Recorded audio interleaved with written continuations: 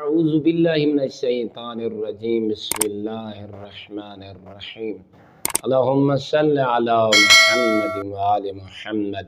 مومنین مسلمین، امام جعفر صادق علیہ السلام ارشاد فرمینن انہاں لوگاں واسطے جڑے اولاد دی خواہش رکھ دن، آرزو رکھ دن اور انہاں دیاں اولاداں نہیں ہو رہی ہیں، تو امام علیہ السلام نے قرآنی نسخہ بیان فرمایا اور مولا نے فرمایا ای کو سجدے دے وچ تسا اس آیت کو پڑھسو، اللہ رب العزت تو کو اولاد نصیب فرمیشی۔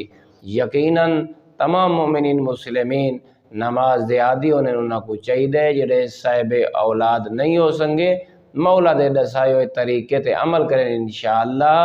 امام علیہ السلام نے جو ارشاد فرمائے یقین رکھو اللہ تواریاں جھولیاں آباد فرمیشی۔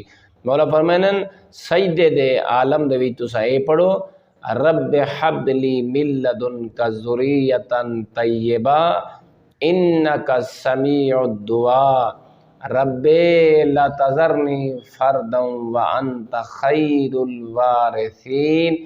انشاءاللہ اے تساں قرآن دی آیات کو پڑھسو، اس قرآن دی برکت دے نال اور امام علیہ السلام دی مقدس اور پاکیزہ زبان جی جو اے جملات نکلن اللہ تو کو اولاد نرینہ نصیب فرمیشی۔